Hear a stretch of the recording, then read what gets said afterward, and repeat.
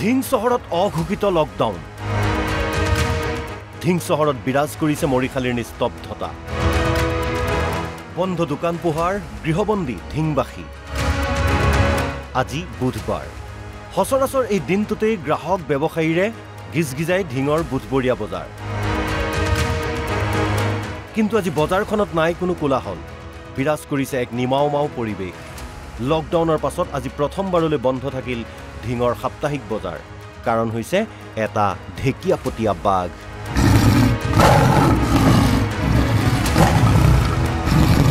ডিঙত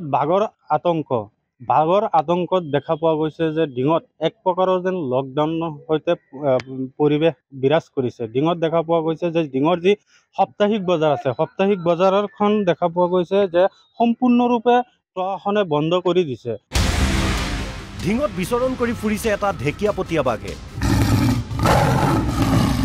বাঘটোৰ বিচৰণৰ বাবে বুধবৰীয়া সাপ্তাহিক বজাৰ বন্ধ ঘোষণা কৰে প্ৰশাসনে এই বাঘৰ ভয়তে এই সাপ্তাহিক বজাৰটো বন্ধ কৰি দিছে ইয়াৰ কাৰণে আমাৰ বহুত ক্ষতিগ্ৰস্ত হৈছে ৰাইজৰ প্ৰশাসনে যাতে অতি সোনকালে এই ভাগৰ এইটো সিহঁতে কেনেবাকৈ যদি ফৰেষ্টৰ হাতত সমজাই দিয়ে সিহঁতে ক'ত পঠাব লাগে তেওঁলোকে এইটো বিহিত ব্যৱস্থা অতি সোনকালে ল'ব লাগে আমাৰ ধিঙত বৃহৎ ক্ষতি হৈ আছে গতিকে এই বজাৰখনলৈ বৃহত্তৰ নগাঁও জিলাৰ অতি উত্তৰ পশ্চিমাঞ্চলৰ সকলো ৰাইজ ইয়াত সমবেত হয় বজাৰ হাট কৰিবৰ বাবে বিভিন্ন গৰু ছাগলী বিক্ৰী হয়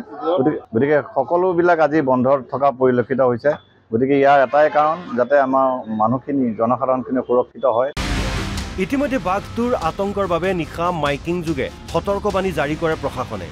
বাঘটোৰ মুক্ত বিচৰণৰ বাবে ৰাইজক ঘৰৰ পৰা নোলাবলৈ এই সতৰ্কবাণী জাৰি কৰিছে প্ৰশাসনে ইতিমধ্যে বাঘটো আমাৰ বিলতীয়া যে চেঙমে পথাৰত আছে নিষিদ্ধ হৈ গৈছে বাঘটো প্ৰশাসন বিভাগে কোনো ধৰণে আটক কৰিব নোৱাৰে গতিকে সকলো ৰাইজকে অলপ সচেতন হৈ পেলাই আৰু ৰাতি যাতে কোনো বাহিৰলৈ নোলায় তাৰ বাবে বিশেষভাৱে অনুৰোধ জনোৱা হৈছে ইতিমধ্যে ধিং চহৰত বিৰাজ কৰিছে এক লকডাউন সদৃশ পৰিৱেশ মঙলবাৰে দিনৰে পৰা ধিং চহৰৰ সকলো ব্যৱসায়িক প্ৰতিষ্ঠান প্ৰশাসনে বন্ধ কৰি দিয়াত অসম বন্ধৰ দৰে পৰিৱেশ দেখা গৈছে বাঘটো পিঞ্জৰাবদ্ধ কৰিব নোৱাৰাত আতংকৰ মাজত দিন কটাব লগা হৈছে ধিং চহৰবাসীয়ে মানুহক অস্বস্ত কৰক মানুহৰ কোনোবাই কয় এটা আছে কোনোবাই কয় দুটা আছে কোনোবাই কয় বাচ্চা বাঘৰ খোজ পাইছোঁ বন বিভাগে এবাৰ ক'লে এইটো বাঘ নহয় পিছত আমি প্ৰত্যক্ষ কৰিছোঁ কালি নিজে দেখিছোঁ শিঙিমাৰী পথাৰত আমি বাঘটো নিজে দেখিছোঁ ওচৰৰ পৰা মোটামুটি 300 মিটাৰ আঁতৰত আমি দেখা পাইছোঁ গতিকে আমি বন বিভাগে এইটো অনুৰোধ জনাইছোঁ আপোনালোকে এবাৰ ক'লে এইটো বাঘ নহয় CC কেমেৰাত যিটো দেখাইছিলে আকৌ তাৰ পিছত এখন ৰাতিপুৱা মানুহে সন্মুখাসন্মুখী হৈছে মানুহক এটাই কৈছে বন বিভাগৰ মানুহকে কালি এটা কৰিছে আমাৰ সন্মুখতে আমি আঁতৰৰ পৰা 300-400 মিটাৰ আঁতৰত দেখি আছোঁ আজি মুকলি পথাৰৰ পৰা ধিঙৰ 8 গাঁৱৰ এখন হাবিত অৱস্থান ধৰা পৰিছে বাঘটোৰ বন বিভাগে ভৰিৰ খোজ চাই নিশ্চিত কৰিছে বাঘটোৰ উপস্থিতি প্ৰধান হিচাপে ক'ব বিচাৰোঁ আজি আমাৰ 8 গাঁৱত বাঘৰ উমান পোৱা গৈছে তেখেতক খোজ পোৱা গৈছে গতিকে ইতিমধ্যে আমি স্থানীয় প্ৰশাসনক অৱগত কৰিছোঁ আৰু ইতিমধ্যে স্থানীয় প্ৰশাসন আৰু বন বিভাগৰ লোক আহি অভিযান অব্যাহত ৰাখিছে বাঘটো ক'ত আছে ইতিমধ্যে ড্ৰোনৰ জৰিয়তে পৰ্যবেক্ষণ কৰি আছে যদি ইতিমধ্যে ধৰা পৰা নাই ক'ত আছে গতিকে মই সকলো ৰাইজৰ প্ৰতি অনুৰোধ যাতে সকলোৱে নিজৰ সুৰক্ষাৰ প্ৰতি লক্ষ্য ৰাখি নিজেই সজাগতা হৈ নিজকে সাজু হৈ থাকিবৰ বাবে অনুৰোধ জনাইছোঁ মানুহ ঘৰৰ পৰা ওলাবলৈ ভয় সন্ধিয়ালৈতো ভয়ে খাব এতিয়া দিনত গতিকে ওলাই আছে সন্ধিয়ালৈতো মানুহ কোনো নোলাবই আতংকিত হৈ থাকিব আছে বন বিভাগ ব্যৰ্থ হৈছে বন বিভাগ নিশ্চয় ব্যৰ্থ হৈছে তেওঁলোকে একো সম্ভেদেই উলিয়াব পৰা নাই কোনখিনিত আছে ইয়াৰ বিষয়ে একো নাজানে কিন্তু তথাপিতো তেওঁলোকে ড্ৰোনৰ ইমান মাৰিছে কিন্তু বাঁহ গছৰ পৰা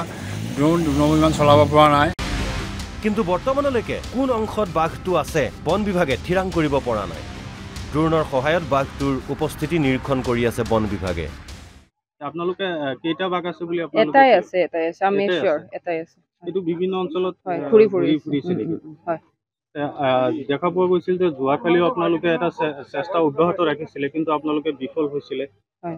এই সন্দৰ্ভত কি ক'ব বিশেষ একো ক'বলগীয়া নাই আমি চেষ্টা কৰি আছোঁ ডিপাৰ্টমেণ্টৰ ফালৰ চেষ্টা চলি আছে ইতিমধ্যে দেখা পোৱা গৈছে যে বন বিভাগৰ লোকে ড্ৰোন যোগে নিৰীক্ষণ কৰি আছে হয়তো আপোনালোকে কিছু সময় পাছত মঙলবাৰে বাঘটোৰ আক্ৰমণত এজন বনকৰ্মী গুৰুতৰভাৱে আহত হৈছিল ধিঙৰ পৰা মকছিদুল ইছলামৰ ৰিপৰ্ট NB নিউজ